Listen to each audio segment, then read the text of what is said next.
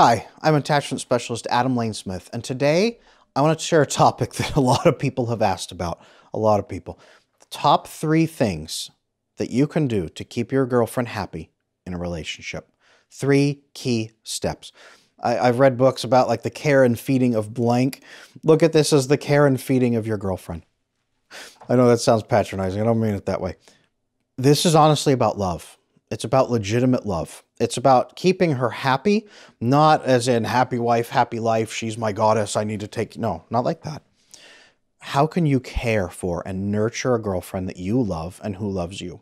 Because most guys don't know what women really need. Most guys try to give women what men need, and the women are kind of like, well, thanks? It's like a woman handing her husband a bunch of flowers, and he's like, thank you? It's similar. We have different love languages.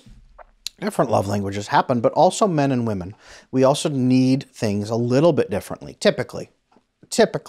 What I'm going to talk about here in this video is for average women, the average woman, how most women interact. You can have these conversations with your girlfriend, watch this video with her and say, hey, are these the things, would these be helpful for you?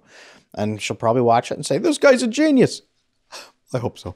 Leave me a comment and say, hey, yeah, this worked. Hey, it didn't work. Women, when you're watching this, leave me comments and say, yeah, Adam, number 3 is right. Number 2 is right. Number 1 is wrong. Whatever it is for you, hit me up and let me know, because every woman's a little bit different. These are going to hit broad brushstrokes. These will hit broad brushstrokes that should hit for most. So let's dive right in. The top 3 ways you can keep your girlfriend happy in a relationship. Number 1, talking to bond. This is a different mindset for most men. Most men, we are geared, we're evolutionarily driven. Homo sapiens have been on this planet for about 200,000 years. The Neolithic Revolution happened about 11,000 years ago, and we were hunting even up until a very short amount of time ago. Men evolved to communicate about problems in order to solve those problems. That's where most of our male communication evolved, and to be very direct. Because if you're out on a hunt, it's, hey, watch out for that mammoth. Hey, shoot that guy over there. Hey, my leg is trapped under a rock. Roll it off of me. It's very blunt, short-term, solving violence, it's keeping you alive, or causing violence if necessary, which is still solving a problem in that case sometimes. It's solving problems. So men communicate to solve problems. And if there's no problem, then no communication. Why would I just talk? Women don't just talk to talk. Women talk to bond. They are sharing information.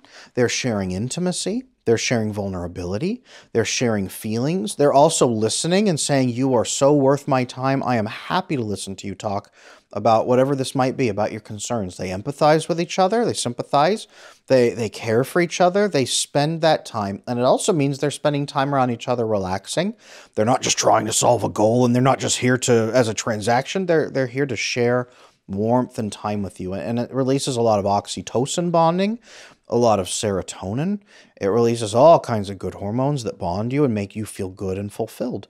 Talking, without talking to solve a purpose, can bond you together. And it will especially bond most women with you, because it's sending a message that she's worth listening to, she's worth sharing with, she's worth you stopping during your day and giving her that information. This also builds strong emotional intimacy. Most women, long-term relationships, their sex drive is driven by emotional intimacy, which is driven by openness. It's driven by spending time on her, spending time almost like money on her, saying, you are so worth my time. I could listen to you talk about your favorite socks for hours. And it is. It's being so happy with her that you just love spending that time with her and talking and sharing, and she can share her concerns with you and not necessarily get a solution. A lot of women are not looking for solutions when they share with you. And if you're not sure, men, when a woman starts talking to you, when she starts talking and talking and talking, and you're like, why is she sharing this with me? Most guys start thinking, well, she must have a problem. Aha, she's sharing this with me because she wants a solution. I will tell her the solution. And that's one of the worst things you can do, because it's not really what she's looking for. She's looking to bond with you most of the time. Ask and say, hey, just so I know, are you looking to talk with me to bond, or are you looking for a solution? And she will probably say, I just want to bond with you. I just want to tell you how my day is. Oh, okay. In your mind, guys, Don't just say, oh, I'm listening for no reason. Say, I am listening to bond with her. Make that the solution. The solution here, the problem isn't that she's having a problem. The problem is that she wants to bond with you. You are providing a solution by listening. Women watching this are probably laughing right now, but wives are probably watching this saying, yep, that is how my husband thinks. And yep, I can see how that would be helpful. This is how men think. Our brains, mostly as men, don't go back across the hemispheres. Women's do. They make connections and insight leaps that are amazing. Men's go mostly front to back. Observe a problem, act on the problem. Observe a problem, act on the problem. So we don't do the back and forth as much. So that's why our communication styles, it's one main reason I should say, they're so different. So talking to bond, huge way to keep your girlfriend happy. Huge way, because then she'll feel like she's worth your time and that you enjoy spending time with her. Go figure, how would that make someone happy? Number 2, praising her helpfulness. Now, this is not about giving her a pat on the head and giving her a cookie. It is about praising her for her value as a human being in a good way and her value in the relationship. A lot of guys make the mistake of just praising a woman's physical attributes, praising her for being hot in the face and pretty and having a nice butt and all those things. And hey, you're kind of funny. Hey, and they praise her attributes. But they don't praise her mind, her wisdom, her experience, her thoughtfulness, her helpfulness, her valuableness in a relationship. And young women early on like to hear that they're pretty, and women typically like to hear that they're pretty. But here's the thing. Women get old. Women will eventually be 95 years old. And men and women, both, who reach 95 are old and wrinkled, and they lose their hair and their teeth, and they're not very hot in the face anymore. And that happens. It happens to all of us. So as women age, even as they're younger, they want to know that you value them for more than their body, and you value them for more than just their attributes. You value them for their wisdom, their experience, their thoughtfulness, their care, their nurturing, and they want to know that you are you're grateful for it. You're glad to have her there. You value her. You cherish her, right? What's the old wedding bond? I will love, honor, and cherish. I will treat her like a wonderful, valuable partner in my life. This is how you do it. This builds security for her because she's not just like, oh no, what if I'm not hot? She's not in the mirror checking for every wrinkle because her husband will stop praising her and not want her anymore. So he's going to leave her for the next 19-year-old blonde who walks by. No, her experience, her wisdom, her value, her guidance, her thoughtfulness, all of those will increase as she gets older. So her value to you as her partner will go up. She will become more valuable to you as the years go by instead of less. Because the attractiveness, it does this. Attractiveness down, valuable up, as long as you're valuing these things. And it also keeps her from feeling like you don't care, feeling like you don't value her, feeling like her hard work and her attempts to love you are going unacknowledged. This is how you can balance that out too. So women, if you're watching this video and if this is helpful, leave me a thumbs up in the comments like, yep, this is helpful. Please do more of this. So many times, women who feel unvalued, it's because they're being praised for the wrong things or not praised at all. Yes, it's nice to hear you're pretty. It is nicer to hear that your contributions are appreciated, that you make your partner's life better for being in it, that they adore you for the good things that you do and love you for who you are, but adore the good things you do, and they are so grateful to have you there. Because that builds security. You're hot doesn't really build security. It's like, oh, hey, cool. This builds security. And number 3, sharing experiences.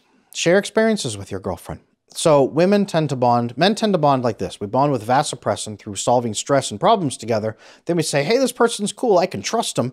Then when the chips are down, they'll have my back. Now I will invest in oxytocin bonding of warmth and care and talking to bond, praising them, all the warm things.